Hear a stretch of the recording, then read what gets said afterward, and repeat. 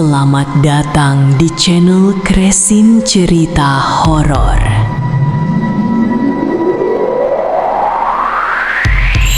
Para pencari misteri, senang sekali bisa kembali menemani waktu santai atau waktu istirahat Anda dengan sebuah kisah yang akan membuat bulu kuduk merinding. Sebelum kita mulai, perlu saya ingatkan bahwa cerita yang akan saya sampaikan hanyalah fiksi belaka dan ditujukan murni untuk hiburan semata. Apabila terdapat kesamaan nama tokoh, latar tempat, maupun alur cerita, itu semua hanyalah unsur ketidaksengajaan. Sekarang, redupkan lampu, pasang earphone Anda, dan mari kita mulai kisahnya.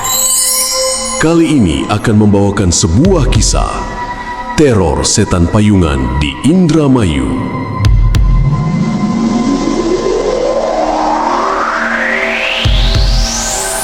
Tahun 90-an, sebuah desa kecil di pinggiran Indramayu hidup seperti desa pada umumnya. Sawah terbentang luas, jalan desa masih gelap karena lampu penerangan sangat sedikit. Dan malam hari selalu terasa sunyi setelah warga selesai beraktivitas. Biasanya setelah jam 9 malam, hampir tidak ada lagi orang yang keluar rumah. Hanya sesekali terlihat petani yang pulang dari sawah atau nelayan yang baru kembali dari laut. Namun suatu malam, sesuatu yang aneh mulai terjadi. Seorang warga bernama Pak Hasan pulang dari rumah saudaranya di desa sebelah. Malam itu angin berhembus pelan dan jalan desa sangat sepi. Lampu-lampu rumah sudah banyak yang dimatikan. Saat berjalan melewati tikungan dekat pohon besar di pinggir jalan, Pak Hasan melihat sesuatu berdiri di kejauhan. Sosok itu terlihat seperti seorang wanita. Ia berdiri diam di tengah jalan. Pak Hasan sempat berpikir mungkin ada warga yang juga sedang berjalan pulang. Namun ada sesuatu yang terasa tidak biasa. Wanita itu mengenakan gamis hitam panjang yang hampir menyentuh tanah. Pakaiannya terlihat sangat gelap, bahkan dalam cahaya lampu yang redup. Di tangannya, ia memegang payung hitam tua. Payung itu terbuka lebar di atas kepalanya, padahal malam itu tidak sedang hujan. Pak Hasan mulai merasa heran. Ia memperlambat langkahnya, mencoba melihat lebih jelas.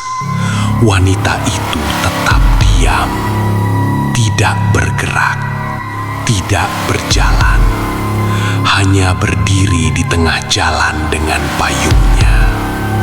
Hal lain yang membuat Pak Hasan merinding adalah wajah wanita itu tidak terlihat sama sekali. Payung hitamnya menutupi bagian wajah, membuatnya hanya terlihat seperti bayangan gelap. Pak Hasan mencoba menyapa, "Bu, mau kemana malam-malam begini?" Tidak ada jawaban. Wanita itu tetap diam. Beberapa detik berlalu. Tiba-tiba Pak Hasan mendengar sesuatu yang membuat bulu kuduknya berdiri. Dari balik payung itu terdengar suara napas berat. Seperti seseorang yang bernapas sangat pelan, namun dalam. Pak Hasan mulai merasa tidak nyaman. Ia mempercepat langkahnya untuk melewati wanita itu. Namun, saat ia berjalan melewati sosok tersebut, ia merasakan sesuatu yang aneh. Udara di sekitarnya tiba-tiba terasa sangat dingin. Dan ketika Pak Hasan melirik sedikit ke arah wanita itu, ia melihat tangan pucat yang memegang gagang payung. Kulit tangan itu tampak sangat putih, hampir seperti mayat. Pak Hasan langsung mempercepat langkahnya tanpa berani menoleh lagi. Sesampainya di rumah, ia menceritakan kejadian itu kepada keluarganya. Awalnya orang-orang hanya menganggapnya sebagai salah lihat. Namun beberapa hari kemudian, cerita yang sama mulai terdengar dari warga lain. Mereka juga melihat wanita berbaju hitam dengan payung hitam berdiri sendirian di jalan desa pada malam hari. Dan sejak saat itu, desa kecil di Indramayu itu mulai diliputi rasa takut. Karena tidak ada satupun warga yang tahu siapa sebenarnya wanita berpayung hitam itu.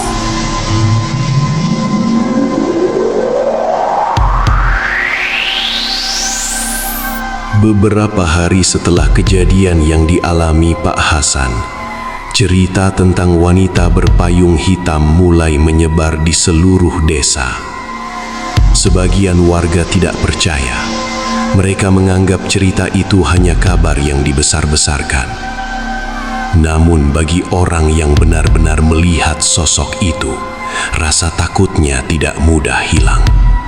Salah satunya adalah seorang petani bernama Pak Kusnadi. Pak Kusnadi adalah orang yang biasa pulang malam dari sawah. Ia sering bekerja sampai larut karena harus mengurus tanaman padinya. Malam itu sekitar pukul 10. Jalan menuju rumahnya hanya berupa jalan tanah kecil yang melewati sawah. Langit terlihat gelap dan udara malam terasa lembab. Pak Kusnadi berjalan sambil membawa senter kecil. Saat ia sampai di tikungan dekat pematang sawah, cahaya senternya tiba-tiba mengenai sesuatu di depan. Ada seseorang berdiri di sana. Pak Kusnadi menghentikan langkahnya. Sosok itu adalah seorang wanita. Ia berdiri membelakangi Pak Kusnadi. Wanita itu memakai gamis hitam panjang yang menjuntai hingga hampir menyentuh tanah. Rambutnya panjang dan terlihat sangat hitam. Di tangannya, ia memegang payung hitam yang terbuka. Pak Kusnadi langsung teringat cerita warga tentang wanita misterius itu. Namun ia mencoba berpikir positif. "Bu, sedang apa di sini?" tanya Pak Kusnadi. Tidak ada jawaban. Wanita itu tetap diam. Pak Kusnadi mulai merasa aneh. "Bu, ini sudah malam," katanya lagi. Beberapa detik berlalu dalam keheningan. Lalu perlahan, wanita itu mulai bergerak. Bukan berjalan, tapi berbalik perlahan. Gerakannya sangat lambat, hampir seperti sesuatu yang tidak memiliki tenaga. Pak Kusnadi merasakan jantungnya mulai berdegup lebih cepat. Ketika wanita itu sudah menghadap ke arahnya, payung hitam masih menutupi sebagian wajahnya. Pak Kusnadi mencoba menyorotkan senter sedikit lebih tinggi. Saat itulah wanita itu perlahan mengangkat payungnya, dan apa yang dilihat Pak Kusnadi membuat tubuhnya langsung kaku. Wajah wanita itu sangat pucat. Kulitnya tampak seperti tidak memiliki darah. Matanya sangat hitam dan kosong. Namun yang paling menyeramkan adalah senyumnya. Mulut wanita itu terbuka perlahan, membentuk senyum yang terlalu lebar. Senyum yang tidak wajar. Seolah-olah wajahnya dipaksa untuk tersenyum. Pak Kusnadi mundur satu langkah. Namun wanita itu tidak bergerak sama sekali. Ia hanya berdiri, menatap Pak Kusnadi tanpa berkedip. Angin malam tiba-tiba berhembus. Rambut panjang wanita itu tersibak sedikit, memperlihatkan wajahnya yang semakin jelas. Dan saat itulah Pak Kusnadi melihat sesuatu yang membuatnya benar-benar ketakutan. wanita itu terlihat terlalu panjang dan miring tidak normal, seperti tulangnya patah. Pak Kusnadi langsung menjatuhkan senternya dan berlari sekuat tenaga menuju desa. Sepanjang jalan, ia terus berlari tanpa berani menoleh ke belakang. Ketika akhirnya sampai di rumah, tubuhnya gemetar hebat. Dengan napas terengah-engah, ia hanya mampu berkata kepada warga yang berkumpul, Aku melihatnya. Wanita dengan payung hitam itu, wajahnya bukan wajah manusia. Sejak malam itu, tidak ada lagi warga yang berani melewati jalan sawah sendirian. Karena mereka tahu, wanita berpayung hitam itu benar-benar ada.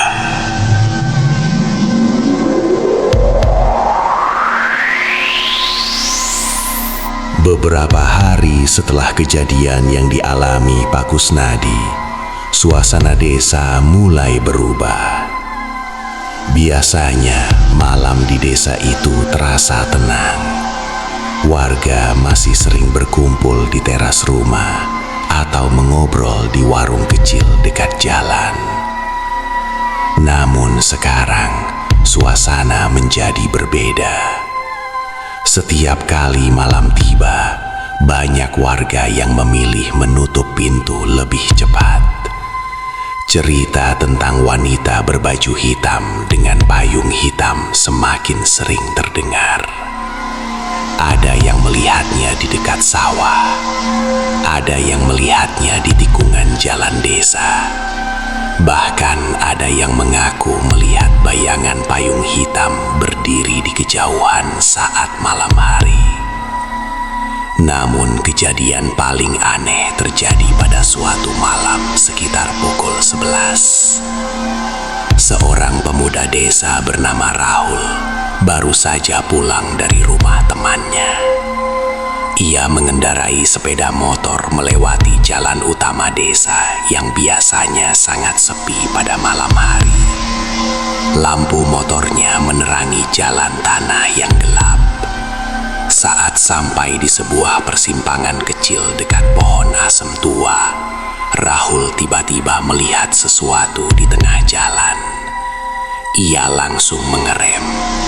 Di sana, tepat di tengah jalan desa, berdiri sebuah payung hitam yang terbuka. Payung itu berdiri tegak, seolah ada seseorang yang sedang memegangnya. Namun ketika Rahul melihat lebih dekat, tidak ada siapapun di sana, hanya payung hitam itu. Angin malam bertiup pelan, tapi payung itu tidak bergerak sama sekali. Rahul turun dari motornya. Ia merasa penasaran. Siapa yang menaruh payung di sini? Gumamnya pelan. Rahul berjalan mendekat. Jaraknya tinggal beberapa langkah. Namun tiba-tiba sesuatu yang aneh terjadi. Payung itu bergerak sedikit. Awalnya sangat pelan, seperti seseorang yang menggeser pegangan payung. Rahul langsung berhenti. Dadanya mulai terasa tidak nyaman. Lalu perlahan, payung itu berputar menghadap ke arahnya. Padahal tidak ada siapapun yang memegangnya. Rahul mulai mundur satu langkah.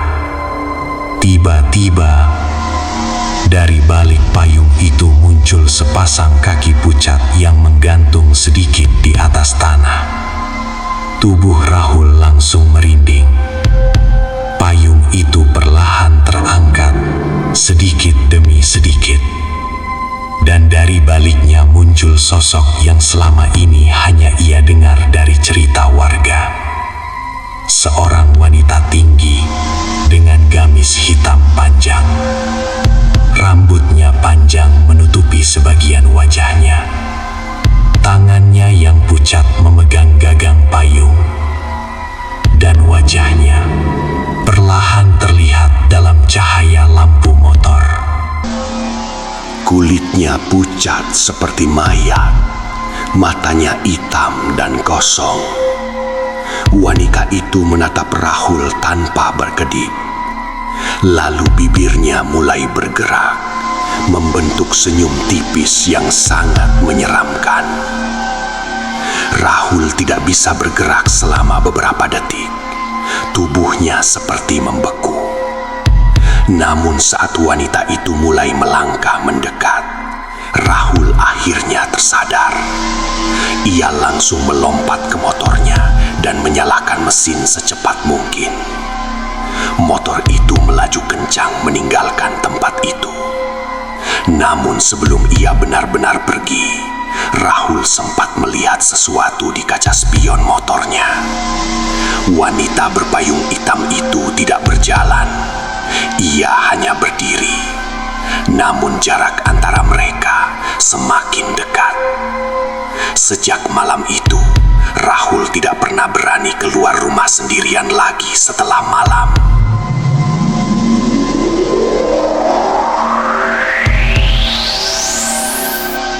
Setelah kejadian yang dialami Rahul, rasa takut di desa semakin terasa.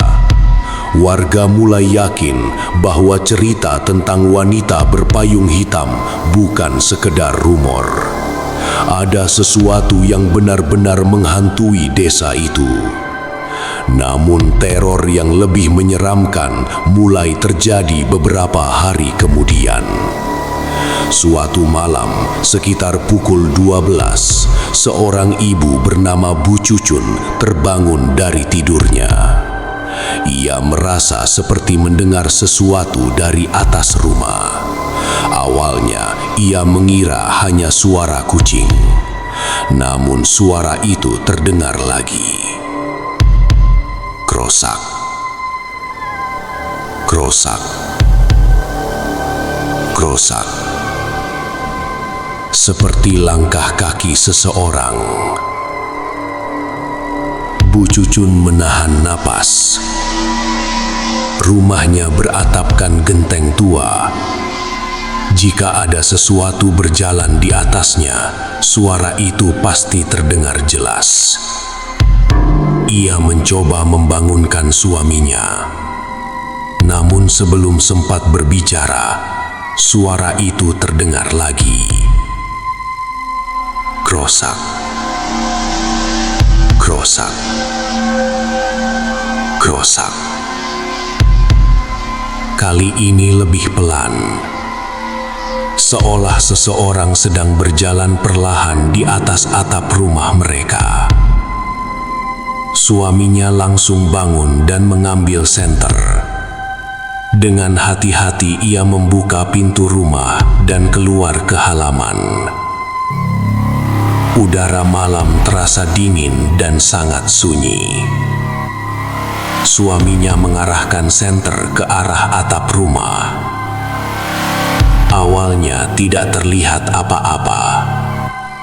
Namun ketika cahaya senter menyapu bagian ujung atap, Bu Cucun yang berdiri di belakangnya tiba-tiba menutup mulutnya sendiri.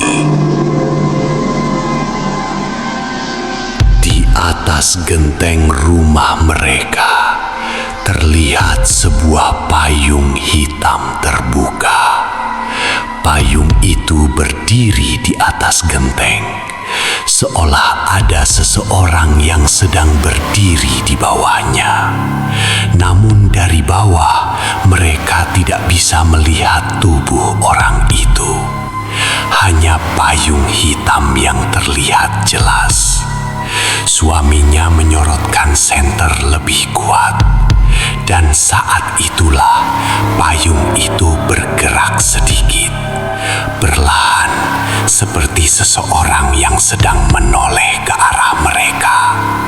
Bu Cucun merasakan tubuhnya mulai gemetar. Kemudian sesuatu yang sangat menyeramkan terjadi. Dari bawah payung itu, perlahan terlihat sehelai rambut hitam panjang menjuntai turun dari atap.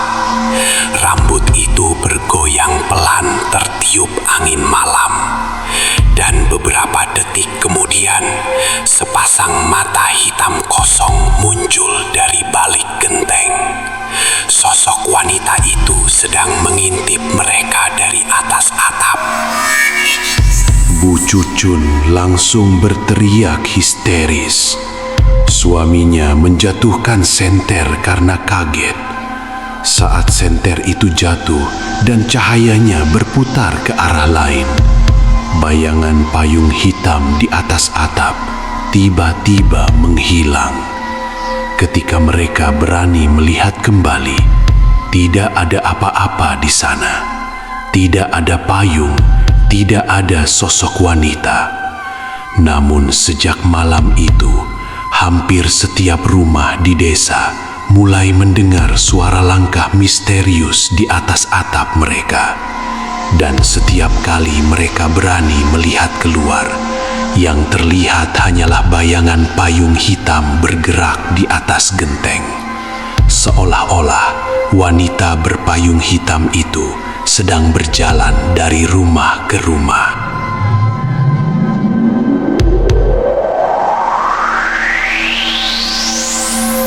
Setelah kejadian payung di jalan dan suara langkah di atap rumah, rasa takut mulai menyelimuti seluruh desa. Orang-orang mulai saling mengingatkan untuk tidak keluar rumah setelah malam tiba. Namun, bagi anak-anak desa, cerita itu justru terdengar seperti kisah menyeramkan yang sulit dipercaya. Suatu sore, sekitar pukul 5, beberapa anak sedang bermain di dekat sawah di ujung desa. Di sana ada sebuah pohon besar yang sudah sangat tua. Warga biasanya menyebutnya pohon asem tua. Tempat itu sebenarnya sudah lama dianggap angker oleh warga. Namun karena masih sore, anak-anak itu tidak terlalu memikirkannya. Ada 5 anak yang sedang bermain kejar-kejaran di pematang sawah. Tiba-tiba, salah satu dari mereka berhenti berlari. Namanya Dayu, anak berumur sekitar 10 tahun. Ia menunjuk ke arah pohon asem tua di kejauhan.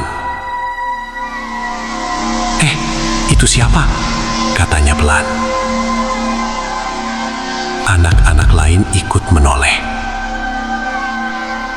Di bawah pohon itu, terlihat seorang wanita berdiri diam. Wanita itu memakai gamis hitam panjang yang hampir menyentuh tanah. Rambutnya panjang menutupi sebagian wajah. Dan di tangannya, ia memegang payung hitam yang terbuka. Padahal saat itu tidak ada hujan sama sekali. Anak-anak itu saling memandang. Salah satu dari mereka berkata, "Mungkin itu hanya warga yang sedang berteduh." Namun ada sesuatu yang membuat mereka merasa aneh. Wanita itu tidak bergerak sama sekali. Ia hanya berdiri, menghadap ke arah mereka. Beberapa detik berlalu. Salah satu anak melambaikan tangan. "Bu!" teriaknya. Namun wanita itu tidak menjawab. Ia tetap diam seperti patung. Lalu tiba-tiba, Dayu merasa seperti ada sesuatu yang tidak beres. Ia menoleh sebentar ke arah temannya. Namun ketika ia melihat kembali ke arah pohon, tubuhnya langsung kaku. Wanita itu sekarang berdiri lebih dekat. Padahal tidak ada satupun dari mereka yang melihatnya berjalan. Jaraknya yang tadi sekitar 30 meter, sekarang hanya sekitar 10 meter. Anak-anak itu mulai merasa takut. Mereka mundur beberapa langkah. Namun wanita itu tetap berdiri diam.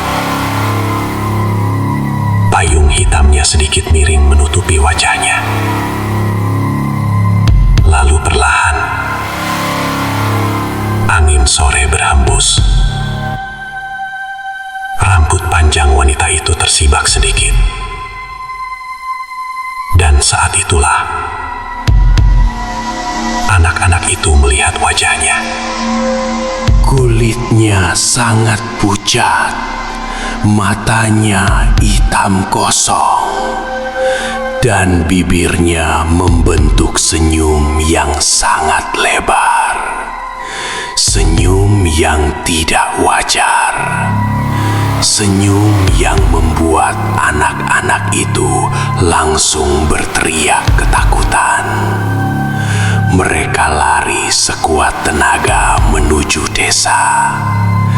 Ketika beberapa warga datang untuk melihat tempat itu, tidak ada siapapun di sana.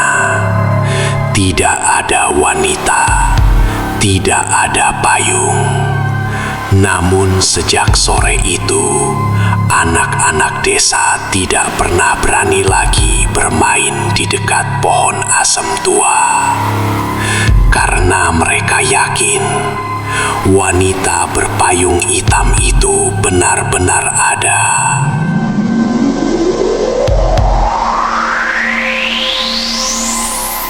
Meski banyak warga sudah percaya dengan cerita tentang wanita berpayung hitam itu, masih ada beberapa orang yang menganggap semuanya hanya cerita yang dibesar-besarkan. Salah satunya adalah seorang pemuda desa bernama Endra. Endra dikenal sebagai orang yang berani dan sering menertawakan cerita-cerita mistis. Menurutnya, semua cerita tentang hantu payungan itu hanyalah imajinasi warga yang terlalu takut. Suatu malam di warung kopi desa, beberapa warga sedang membicarakan kejadian yang dialami anak-anak di dekat pohon asem tua. Endra hanya tertawa kecil. "Kalau memang ada hantunya, biar aku saja yang temui," katanya dengan nada menantang. Beberapa warga langsung menegurnya agar tidak sembarangan bicara. Namun Endra tetap bersikeras. Malam itu sekitar pukul 11, Endra benar-benar membuktikan ucapannya. Ia berjalan sendirian menuju jalan sawah yang sering menjadi tempat penampakan wanita berpayung hitam. Langit malam sangat gelap, hanya cahaya bulan yang samar-samar menerangi sawah. Angin malam bertiup pelan. Endra berjalan dengan santai sambil membawa senter kecil. Awalnya tidak ada apa-apa. Suasana sangat sunyi. Hanya suara serangga malam yang terdengar dari kejauhan. Endra bahkan mulai tersenyum. Katanya ada hantu, gumamnya pelan. Namun saat ia sampai di tengah jalan sawah, sesuatu tiba-tiba berubah. Angin malam tiba-tiba berhenti. Suasana menjadi sangat sunyi. Bahkan suara serangga pun menghilang. Endra berhenti berjalan. Entah kenapa, dadanya mulai terasa tidak nyaman. Lalu di kejauhan, sekitar 20 meter di depannya, ia melihat sesuatu. Di tengah jalan sawah yang gelap, perlahan muncul sebuah payung hitam yang terbuka. Payung itu berdiri diam, seolah ada seseorang yang memegangnya. Namun tubuh orang itu tertutup bayangan. Endra menyorotkan senter ke arah sana. Cahaya senter itu perlahan memperlihatkan sosok yang berdiri di bawah payung. Seorang wanita dengan gamis hitam panjang. Rambutnya menutupi sebagian wajahnya. Wanita itu berdiri diam, menatap langsung ke arah Endra. Endra mencoba tetap tenang. Ia berjalan satu langkah mendekat. "Siapa kamu?" katanya. Tidak ada jawaban. Wanita itu perlahan mengangkat payungnya. Dan saat cahaya senter mengenai wajahnya, Endra langsung membeku. Wajah wanita itu sangat pucat. Matanya hitam tanpa sorot kehidupan. Namun yang paling menyeramkan adalah senyumnya. Senyum itu terlalu lebar, seolah-olah wajahnya dipaksa untuk tersenyum. Tiba-tiba wanita itu memiringkan kepalanya dengan gerakan yang tidak wajar. Lehernya terlihat seperti patah. Endra mundur satu langkah. Namun saat ia berkedip, wanita itu sudah berdiri jauh lebih dekat. Padahal ia tidak melihat wanita itu berjalan. Tubuh Endra langsung dipenuhi rasa takut. Ia berbalik dan berlari sekuat tenaga menuju desa. Namun sebelum ia benar-benar pergi, ia sempat mendengar sesuatu dari belakangnya. Suara langkah pelan, diikuti suara payung yang dibuka dan ditutup. Sejak malam itu, Endra tidak pernah lagi berani menantang cerita tentang wanita berpayung hitam. Karena ia tahu satu hal, hantu itu benar-benar ada, dan ia sedang mengawasi desa mereka.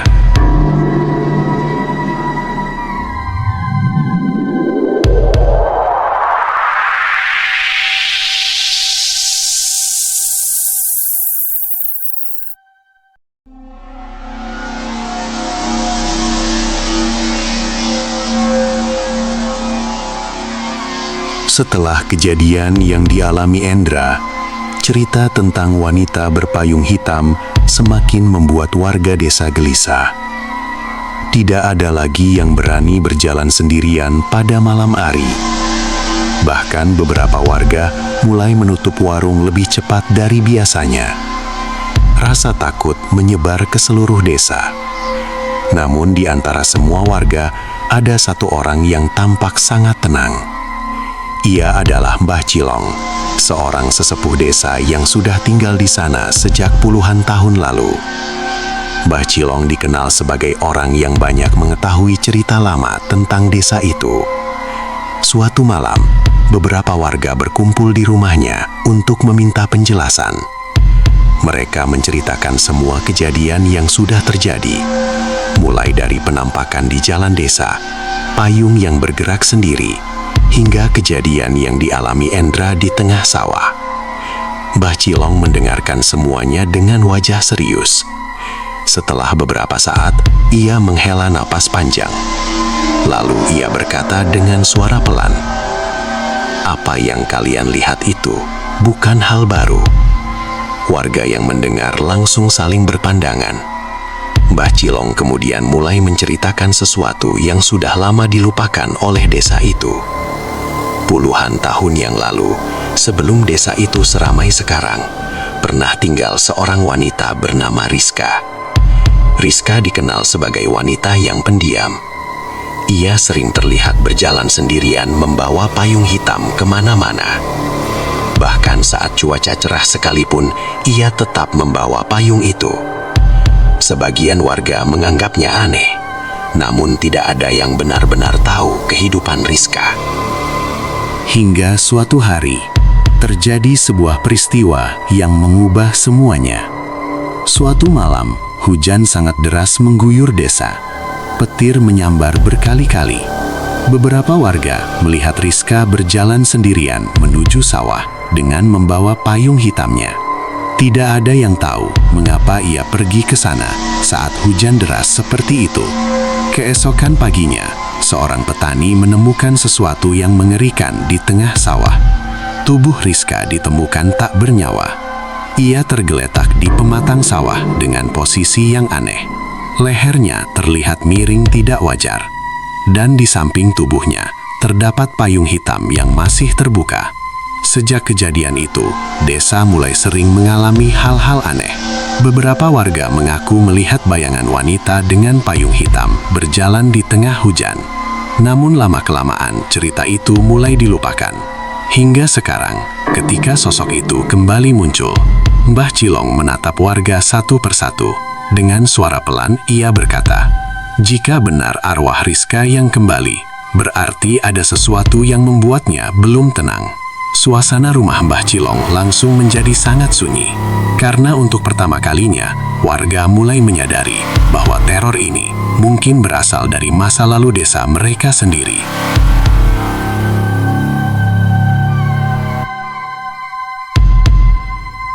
Beberapa hari setelah warga mendengar cerita dari Mbah Cilong, hujan mulai sering turun pada malam hari. Dan setiap kali hujan datang, rasa takut di desa itu semakin terasa. Banyak warga mulai percaya bahwa wanita berpayung hitam itu hanya muncul saat hujan turun, karena hujan mengingatkan pada malam kematian Rizka. Suatu malam sekitar pukul 1 dini hari, hujan turun sangat deras. Angin bertiup kencang, membuat pepohonan di sekitar desa bergoyang. Sebagian besar warga sudah tertidur, namun seorang pemuda bernama Wawan masih terjaga. Ia sedang berada di rumah temannya di ujung desa. Ketika hujan mulai reda, Wawan memutuskan pulang. Jarak rumahnya tidak terlalu jauh, hanya perlu melewati satu jalan kecil di pinggir sawah. Wawan memakai jaket tipis dan mulai berjalan di tengah gerimis. Lampu jalan di desa itu sangat sedikit. Sebagian besar jalan hanya diterangi cahaya bulan yang tertutup awan. Saat berjalan di tengah jalan sawah, Wawan tiba-tiba melihat sesuatu di kejauhan. Di tengah hujan yang masih turun pelan, terlihat seorang wanita berdiri di tengah jalan. Ia memakai gamis hitam panjang, dan seperti yang sudah diceritakan warga, di tangannya terdapat payung hitam yang terbuka. Wawan langsung berhenti berjalan, jantungnya mulai berdetak lebih cepat. Ia mencoba menenangkan dirinya. Mungkin itu hanya warga yang sedang berteduh. Namun ada sesuatu yang terasa sangat aneh. Hujan turun cukup deras di sekitar wanita itu. Namun tubuh wanita tersebut tidak terlihat terkena air hujan sama sekali. Seolah-olah hujan tidak menyentuhnya. Wanita itu berdiri diam, menghadap langsung ke arah Wawan. Beberapa detik berlalu. Lalu perlahan, wanita itu mulai berjalan. Langkahnya sangat pelan, namun jarak di antara mereka semakin dekat. Wawan mulai mundur, namun tiba-tiba petir menyambar langit. Cahaya petir itu menerangi seluruh jalan sawah. Dan dalam 1 detik cahaya itu, Wawan melihat wajah wanita itu dengan sangat jelas. Wajahnya pucat seperti mayat. Matanya hitam kosong tanpa bola mata yang terlihat. Dan bibir yang membentuk senyum yang sangat lebar. Senyum yang sama sekali tidak manusiawi. Tubuh Wawan langsung dipenuhi rasa takut. Ia berbalik dan berlari sekuat tenaga menuju desa. Namun sebelum ia benar-benar pergi, ia sempat mendengar suara dari belakangnya. Suara seorang wanita yang tertawa sangat pelan, bersamaan dengan suara payung yang kembali terbuka di tengah hujan. Sejak malam itu, warga desa semakin yakin wanita berpayung hitam itu bukan sekedar penampakan biasa. Ia adalah sesuatu yang kembali dari masa lalu, dan sekarang sedang mencari seseorang di desa itu.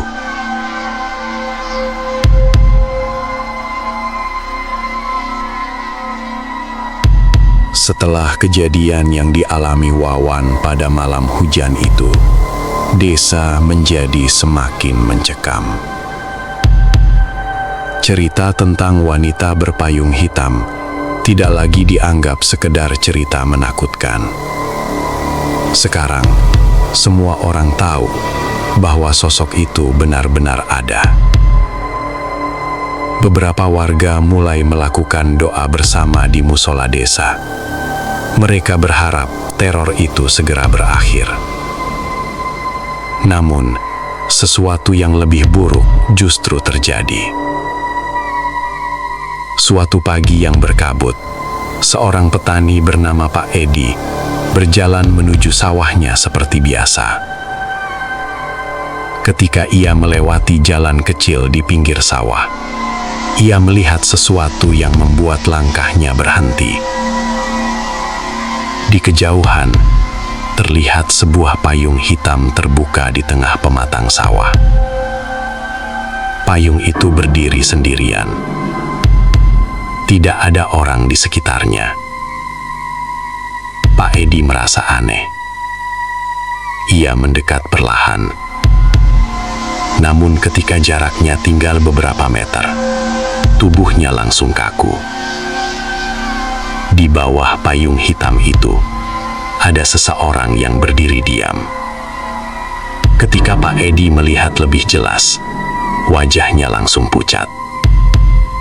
Orang itu adalah Endra, pemuda yang beberapa hari sebelumnya menantang keberadaan wanita berpayung hitam itu.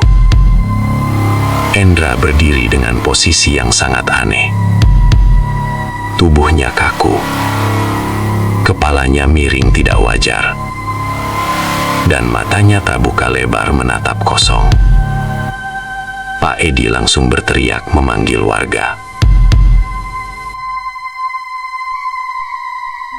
Beberapa orang datang berlari menuju tempat itu. Namun saat mereka mencoba mendekati Endra, mereka menyadari sesuatu yang sangat mengerikan. Endra sudah tidak bernyawa. Tubuhnya dingin seperti es. Di atas kepalanya, payung hitam itu masih terbuka. Padahal pagi itu tidak ada hujan sama sekali. Yang membuat warga semakin merinding adalah satu hal. Di tanah dekat kaki Endra, terlihat jejak langkah basah. Jejak itu seperti berasal dari seseorang yang berjalan setelah hujan. Namun jejak tersebut tidak menuju ke tempat Endra berdiri. Jejak itu justru berhenti tepat di depannya. Seolah-olah seseorang datang dari kegelapan, berdiri di hadapan Endra, lalu menghilang begitu saja. Sejak hari itu, desa benar-benar diliputi rasa takut. Karena sekarang mereka tahu, wanita berpayung hitam itu bukan hanya menampakkan diri. Ia juga bisa mengambil nyawa siapapun yang ditemuinya.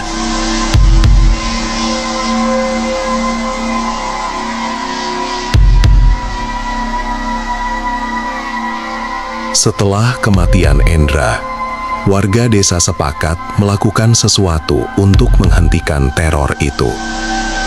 Mbah Cilong menyarankan agar seluruh warga berkumpul melakukan doa bersama pada malam Jumat.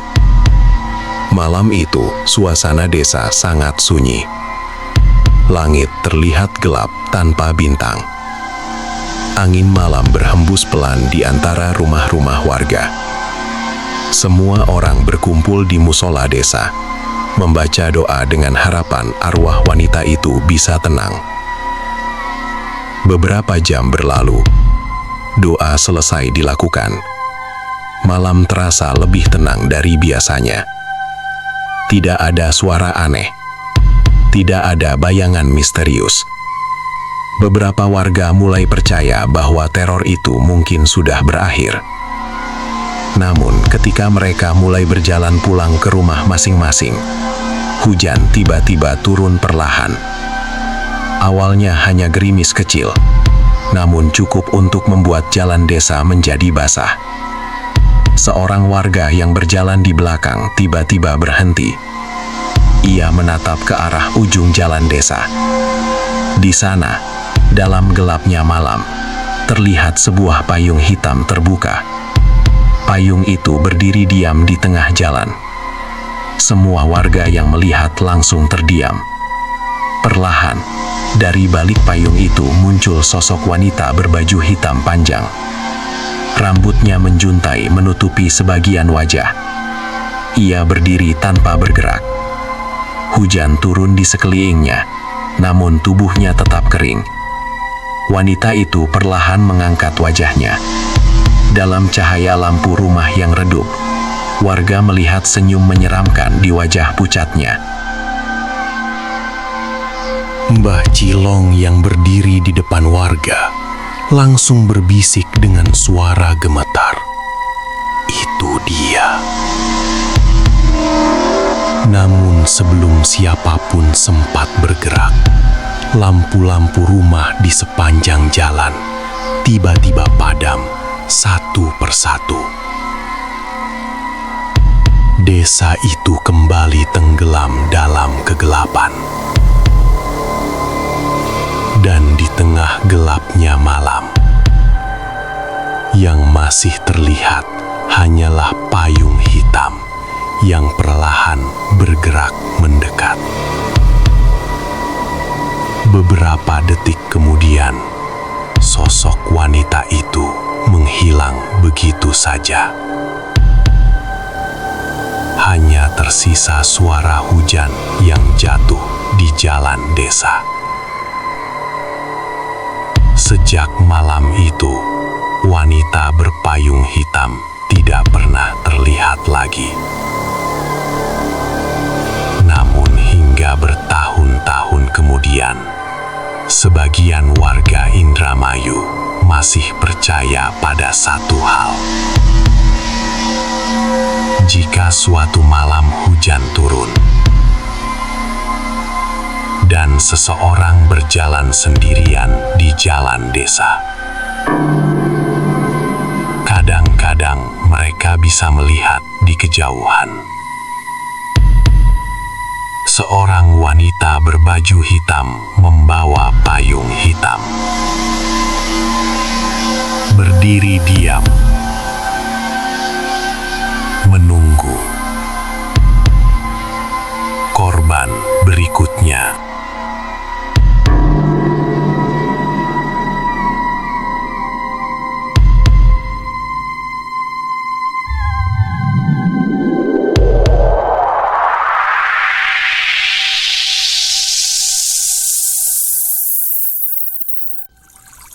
Terima kasih sudah menyimak kisah ini. Di balik setiap cerita yang kita dengar hari ini, ada satu hal yang perlu kita pahami, bahwa rasa takut seringkali bukan berasal dari apa yang ada di luar sana, melainkan dari dalam diri kita sendiri. Bayangan, suara, dan kisah-kisah yang menyeramkan bisa menjadi nyata hanya karena pikiran kita memberi mereka bentuk.